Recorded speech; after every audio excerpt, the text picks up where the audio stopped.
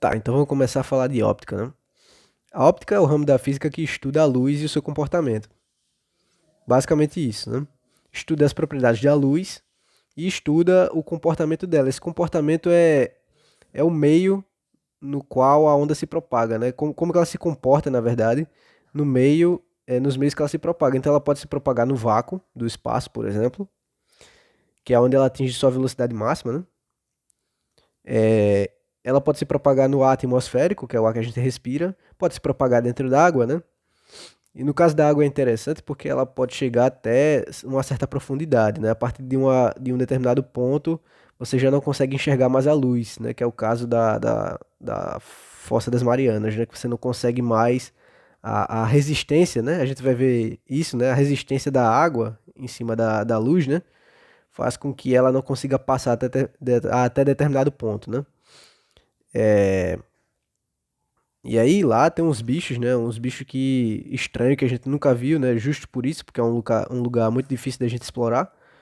E aí muito provavelmente tem uns animais lá que não enxergam, né? Ou, pelo menos não enxergam da forma que a gente enxerga, né? Não tem órgãos sensoriais como olhos, né? Ou se tem, não são iguais aos que a gente tem, né? Então são animais que eles percebem o espaço à sua volta com outros órgãos sensoriais, né? Pode ser o som, por exemplo, o sonar, né? Pode ser o tato, pode ser várias coisas, né? Mas enfim. Então a gente tem uma dualidade quando a gente fala da luz, né? A luz ela pode se comportar como uma onda ou como uma partícula, que é o que a gente chama de fóton, né? Como onda é a mecânica clássica, né? É a física clássica, a física newtoniana, né? Como partícula já é a física moderna, que aí a gente vai ver o efeito fotoelétrico, que é o que a gente usa para poder projetar painel solar, né? Sem o entendimento da luz como partícula, a gente não consegue fazer isso, tá? Então, assim, a onda ela se comporta das duas formas. Quer dizer, a onda não, perdão, a luz ela se comporta das duas formas, como onda e como partícula. Mas para o nosso estudo, o que vai interessar é ser tratado como onda, tá?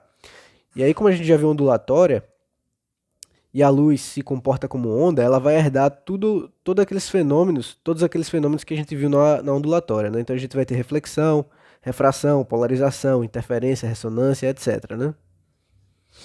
E aqui está uma imagem, né, da luz incidida sob um prisma, né? Experimento esse feito pelo Isaac Newton, né? Onde a luz, quando ela é incidida aqui, ela é decomposta em vários espectros, né? Em vários espectros luminosos que dão cores, né? Que são basicamente o espectro visível da luz, né? Ou espectro eletromagnético visível, né? Lembrando que a luz é uma onda eletromagnética, tá? Quando você junta as propriedades de campo elétrico com campo magnético, surge a onda eletromagnética. Então a luz, ela é isso, né? É uma onda eletromagnética, uma mistura do campo elétrico com magnético. E aí, ela, nesse experimento aqui, ela se subdivide em várias cores, são sete cores aqui, né? Sete espectros, né? Cada um com sua tonalidade, né? E subtonalidades. E esse é o espectro que a gente chama de visível, né? Que é o que a gente consegue ver. A gente depois vê que tem o espectro invisível, né? O espectro visível são essas cores do arco-íris, basicamente, que a gente enxerga, né? O espectro invisível são essas outras formas, esses outros comprimentos de ondas aqui, né? Então, ondas com um comprimento menor, né? Ou uma frequência maior, são ondas que estão acima do espectro visível, né? Aí a gente tem o ultravioleta, que é aquela luz negra que a gente usa, né? Para ver aquela tinta fluorescente, né? E são as ondas que o Sol, né, que o Sol libera, né, que é o que dá o câncer de pele, por exemplo, né? E são as ondas UV, basicamente, né, que a gente usa protetor solar com fator não sei o que UV. Então é isso aí, né? É para proteger contra esse tipo de radiação. E aí a gente tem o raio-x, que é o que a gente usa para ver através de objetos, né? No caso a gente vai ver os nossos ossos, que são mais densos, né, do que os nossos órgãos, né? Ou seja, eles resistem ao raio-x, né? Só que os nossos órgãos não resistem, então o raio-x passa por eles, né? Então o que sobra na imagem somente são os nossos ossos, beleza? Tem a radiação gama, né? Tem outras aí acima, né? Isso aqui é na casa dos terahertz, tá? Terahertz é THz, né? Terahertz, ou seja, é uma frequência muito alta. Abaixo disso a gente tem o espectro abaixo do espectro visível, né? Então nós temos ondas com a frequência menor, tá? E com comprimento de onda maior. Então a gente tem aqui o nosso infravermelho, por exemplo, que a gente usa no controle remoto do nosso carro, do nosso televisor, né? Do controle que destrava nosso carro, o micro-ondas que a gente usa para esquentar a nossa comida, as ondas de rádio que a gente usa para se comunicar, né? Isso na ordem do gigahertz, né? Dos megahertz. Megahertz na verdade vem antes do gigahertz, né? Megahertz, gigahertz. Então fica nisso aqui, né? O infravermelho, inclusive, tem aqueles óculos infravermelhos, né, que você enxerga a temperatura do sujeito, né? Então, o ser humano ele está emitindo ondas eletromagnéticas em forma de calor, por exemplo, né? Aí tem aquele óculos de infravermelho, né, que os militares geralmente usam para enxergar a temperatura corporal do cara, né? Não, pera aí, na verdade eu confundi, foi mal. O infravermelho usa para enxergar no escuro, tá? Não necessariamente enxerga a temperatura do cara. Aí é outro tipo de óculos, tá? Mas tem animais que enxergam, por exemplo, esses espectros esses espectros eletromagnéticos que a gente não vê, né? Então tem animal, por exemplo, se não me engano, os gatos, os cachorros enxergam infravermelho, tá? Então um exemplo aí, beleza? Então a gente tem as propriedades básicas, né, da luz, né? A gente sabe que a luz no vácuo, ela tem uma velocidade de aproximadamente 3 vezes 10 a oitava metros por segundo, tá? E a velocidade da luz a gente vai dizer que é essa letra C, tá? Então C é a velocidade da luz no vácuo, tá? Não esquece disso. E é 3 vezes 10 a oitava metros por segundo. Eu acho que normalmente as questões dão esse valor tabelado, então não precisa decorar, mas é sempre bom ter isso no canivete da física, né? E aí a gente tem o índice de refração, tá? O que é esse índice de refração? O índice de refração, ele nada mais é do que a razão entre a velocidade da luz no vácuo e a velocidade da luz em algum meio, né? Então, por exemplo, a velocidade da luz no vácuo, o vácuo não tem matéria, ou seja, não oferece nenhuma resistência de propagação sob a onda, né? Sob a luz, tá? Então, a velocidade da luz, o máximo dela é quando ela está no vácuo, que é esse 3 vezes 10 a oitava metros por segundo. Quando você está no meio, por exemplo, como o ar atmosférico, esse ar, essas partículas de ar vão oferecer alguma resistência para a luz, né? Eu estou chamando assim, tá? Para um melhor entendimento, né? Essa resistência do material, tá? Só para fins de um melhor entendimento. Então isso vai alterar na velocidade da onda, tá? Então a onda, na verdade, isso vai alterar no comprimento da onda, tá? A gente sabe que a velocidade da onda é igual ao comprimento vezes a frequência. A frequência ela não vai ser alterada, tá? O que vai ser alterado vai ser o comprimento da onda, que é esse lambda aqui, tá? Consequentemente, se ele for alterado, a velocidade também é alterada. Então, o que que acontece? É como se o meio ele esticasse o comprimento de onda. A luz ela está fazendo isso aqui. Quando ela chega num determinado meio, o comprimento dela aumenta. Só que a frequência continua a mesma, tá? Então é como se acontecesse isso aqui, tá? Então ela tá aqui, ela bate aqui, o comprimento de onda aumenta, entendeu? Então é tipo isso aí. Então a velocidade, ela se altera, por exemplo, quando a luz ela passa do vácuo para o ar atmosférico. E também quando ela passa do ar atmosférico para a água, por exemplo, né? E aí a gente tem isso como sendo o índice de refração, né? O índice de refração é esse índice que vai dizer em qual material a luz está se propagando, tá? Então, com base em quê? Na velocidade da luz dividido pela velocidade da luz naquele meio, tá? Então, o índice de refração é isso aqui. Aí, se eu quiser calcular a velocidade da luz em determinado meio, é só eu pegar a velocidade da luz e dividir a velocidade da luz no vácuo e dividir sobre o índice do material no qual ela está atravessando. E aí eu tenho a velocidade da luz naquele meio, tá? Eu posso tentar entender como que o material no qual, o meio, na verdade, onde a luz está se propagando, altera o comprimento de onda da seguinte forma, né?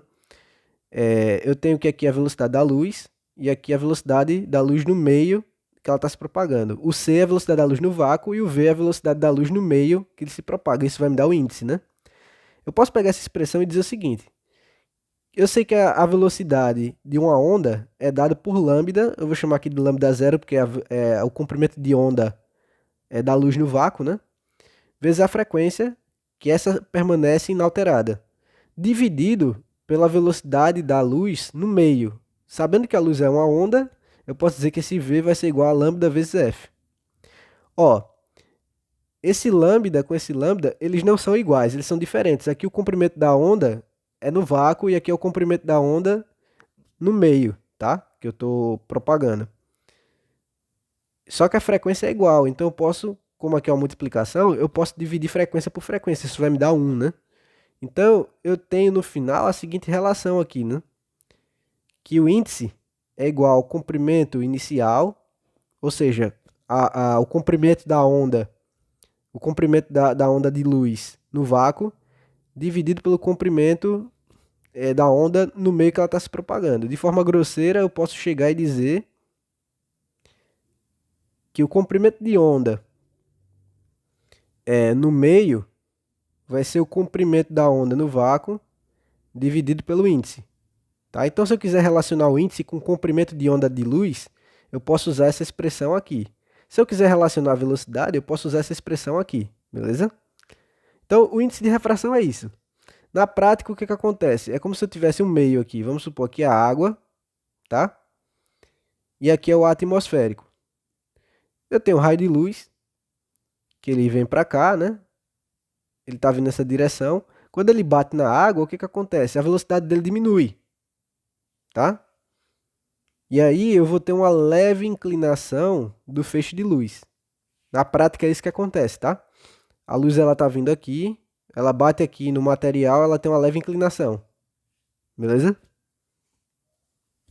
Isso porque a velocidade da luz, ela foi alterada pelo meio no qual ela está se propagando. Ela passou do meio, que é o ar atmosférico, para outro meio que é a água, beleza?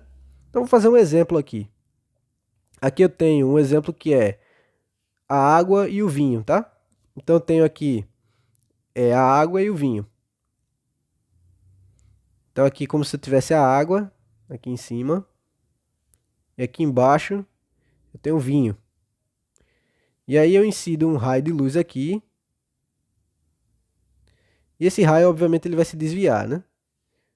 Não vai se desviar tanto aqui como eu fiz, tá? Mas vai se desviar. Pronto. Aí eu quero saber o seguinte. Eu quero saber a velocidade da luz passando de um meio para o outro, né? Então aqui eu tenho o meio 1, que é a água, e tenho o meio 2, que é o vinho, tá? Então primeiro eu quero saber a velocidade da luz na água. É só pegar a expressão V igual a... Deixa eu fazer em azul, né, para não confundir. V é igual a velocidade da luz dividido pelo índice. Então eu tenho aqui que V vai ser igual... A velocidade da luz é 3 vezes 10 à oitava metros por segundo dividido pelo índice da água, que é isso aqui. Tá? Então vamos calcular isso aqui. Isso vai me dar uma velocidade de aproximadamente 2,26 vezes 10 à oitava metro por segundo, tá? Se você for olhar esse número 3 vezes 10 à oitava, isso aqui são 8 zeros, ou seja, é mais de, sei lá, mais de 1 trilhão de metros por segundo. Ou seja, a luz é um troço bem rápido, né?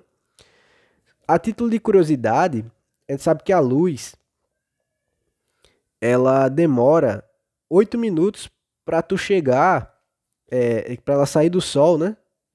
E chegar no planeta Terra, né? Demora 8 minutos. Então imagina a distância que é entre a Terra e o Sol para que a luz, que caminha numa velocidade de 3 vezes 10 elevado à oitava metros por segundo, chegar no planeta, né? Então a distância é muito longa, tá?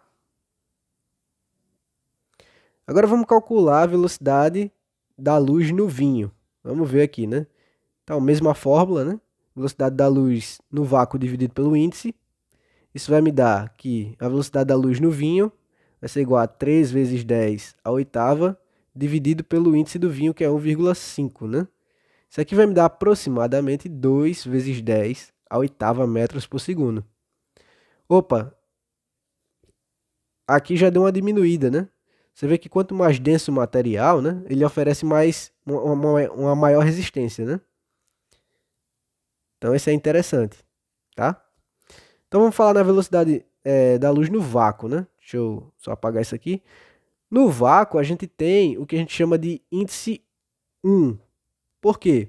Porque é onde a luz atinge o seu valor máximo, né? Então se a gente pegar a fórmula, a velocidade da luz no meio vai ser igual à velocidade da luz no vácuo dividido pelo índice.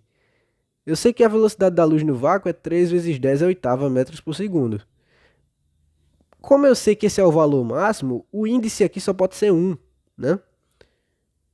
Porque aí se eu pegar 3 vezes 10 à oitava e dividir por 1, vai dar ele mesmo, né? Então, o 1 é o índice máximo, é o menor índice, né, que eu consigo, beleza? É aqui onde a luz, ela atinge o seu valor máximo, tranquilo? Vamos fazer o exemplo da, da velocidade da luz no vácuo usando a ideia que eu falei do Sol e da Terra, né? Deixa eu só desenhar aqui pra gente ter pra gente fazer essa brincadeira, né? Então aqui eu tenho o Sol, né? E aí eu quero saber a distância entre o Sol e o planeta Terra, né? Deixa eu desenhar o planeta Terra aqui, tá? Eu quero saber essa distância aqui, né? Então como é que eu calculo isso? Eu sei que a velocidade da luz para sair do Sol e chegar aqui é uma velocidade de 3 vezes 10 à oitava. E eu sei que o pessoal já calculou, né? Que o tempo necessário para para a luz chegar na Terra são 8 minutos, beleza? E aí eu lembro lá na cinemática, né?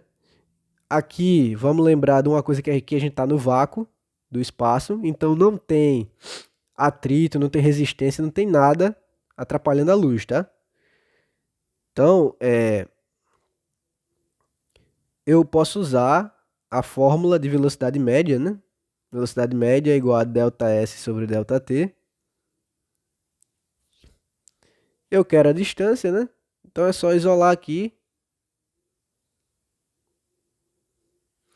E aí é só jogar os valores, né? Eu sei que a velocidade da luz é aproximadamente 3 vezes 10 à oitava, vezes o tempo de 8 minutos, só que peraí, unidade do sistema internacional. É segundos, né? Então vamos calcular 8 minutos em segundos, quanto é que dá? Então se eu não lembro como converte, é só eu fazer uma regra de 3, né? Então eu tenho que, para 1 minuto, eu tenho 300 não, 3.600. Perdão, 3.600 não. Eu tenho 60 segundos, tá? Para 1 minuto eu tenho 60 segundos. Então, quanto eu terei para 8 minutos, né? Então, aqui vai ficar 8 vezes 60. Isso vai me dar quanto? Vai me dar 480 segundos, tá? Então, se eu pegar aqui 480, isso aqui vai me dar quanto? Isso aqui vai me dar 1.440 vezes 10 à oitava metros. Então é uma distância monstruosa, né? Beleza? Então, entendido essas propriedades da luz, né? Vamos partir para a lei de Snell. Vamos falar da refração da luz, né? A reflexão é algo muito simples, né? A gente vai ver no espelho, quando eu for falar de espelho plano, né? Como funciona a reflexão. Mas aqui vamos falar da refração, porque, né? Mas só para título de curiosidade, a reflexão basicamente é isso aqui, né? Você pega, vamos supor que aqui é uma lâmina d'água, né? Forma um espelho. Você incide um raio de luz aqui, e esse raio, ele vai... Deixa eu desenhar melhor, né? Para ficar fixo. eu tenho um raio de luz incidido aqui e ele se reflete nessa direção, no olhar do observador, né? E aí vamos traçar uma linha paralela aqui, que a gente vai chamar essa linha paralela de eixo normal. Normal quer dizer que isso daqui está perpendicular à linha do horizonte que a gente está observando, tá? Então esse eixo normal é o que vai nos guiar aqui. Quando eu faço a reflexão, eu incido o raio, ele bate no nosso espelho, né, na nossa linha d'água que forma o espelho, e se reflete formando um ângulo, né? Quando ele bate aqui, a gente chama desse ângulo de incidência, tá? Quando ele se reflete aqui, a gente chama de ângulo de reflexão, tá? Então ele bate aqui, incide, forma um ângulo, reflete, forma outro ângulo. E eu sei, por experimento, que esse ângulo de incidência é igual ao ângulo de refração. De refração não, de reflexão, perdão, tá? Então, na reflexão, o ângulo de incidência é igual ao ângulo de reflexão. Esses ângulos aqui também é a mesma coisa, tá? Então é isso aí. Agora falando de refração, a refração é o fenômeno no qual vai curvar, vai deslocar, na verdade, o nosso feixe de luz, né? Então aqui a gente tem, por exemplo, um observador, né? Esse aqui é um olho, é o olho que tudo vê, né?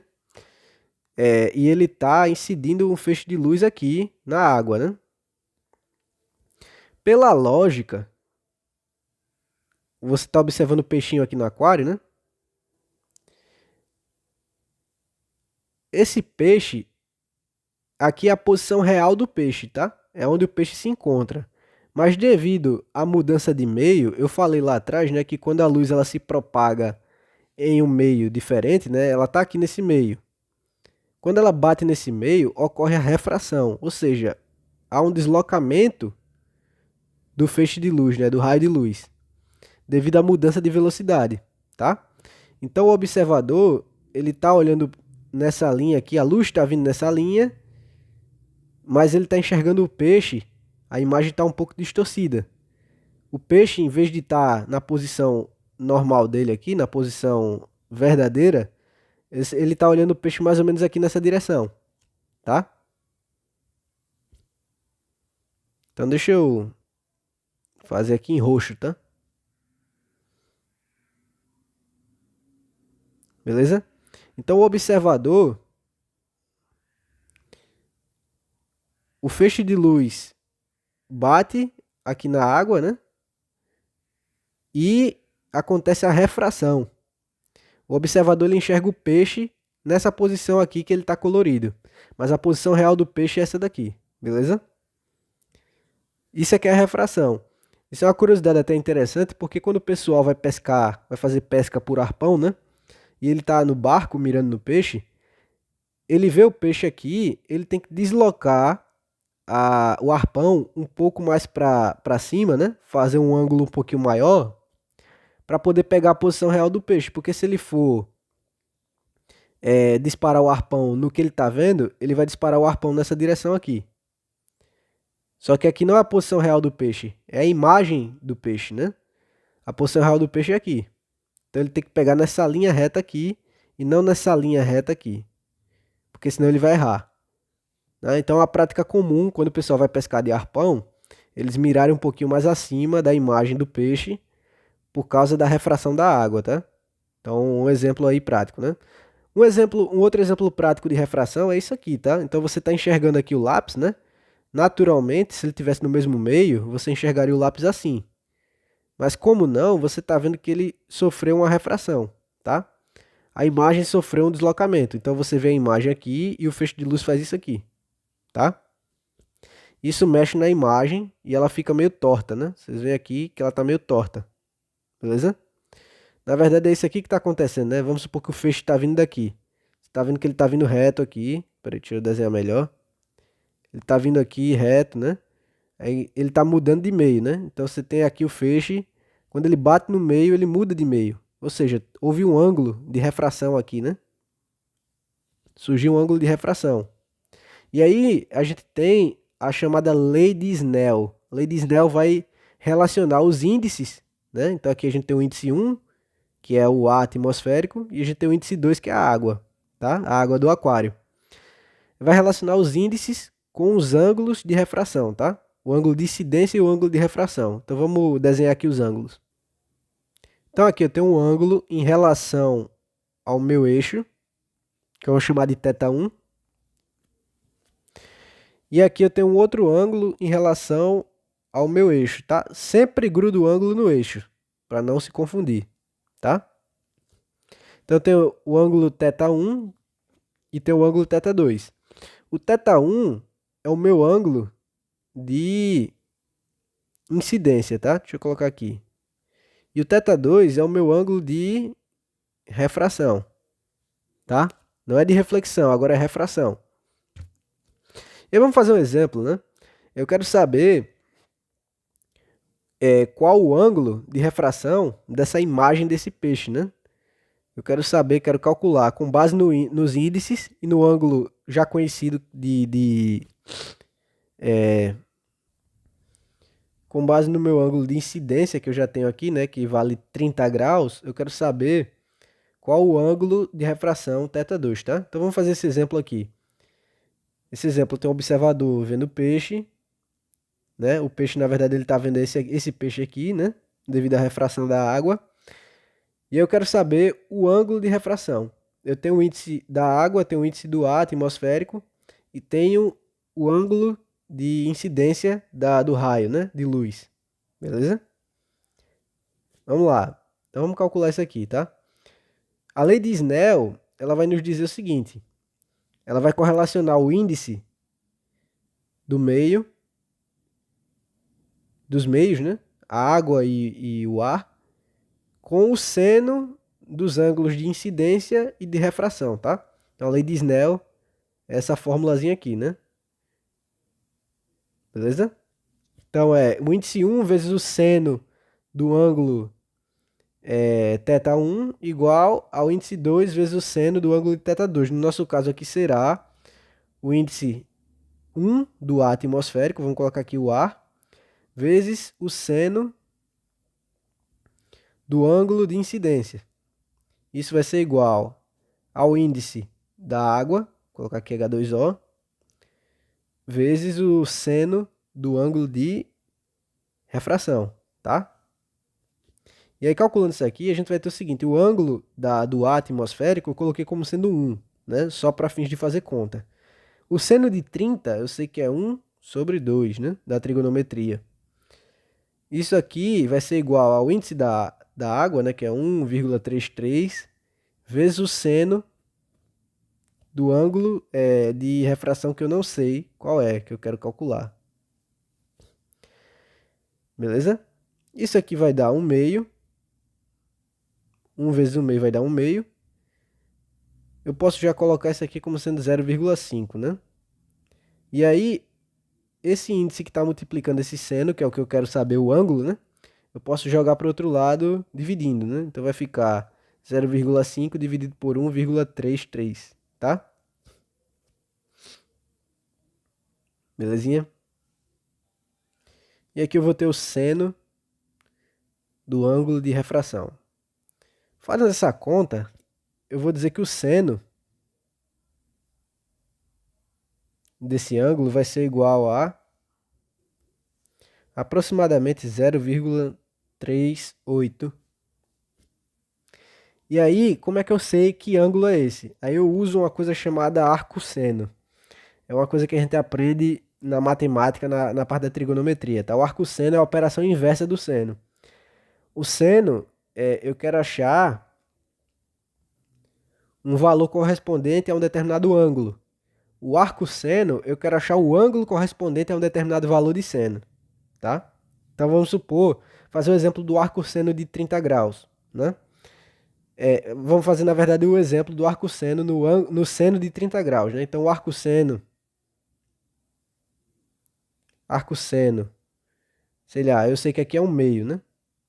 O arco-seno de 1 meio, eu sei que, como isso é um ângulo notável, isso daqui vai me dar 30 graus.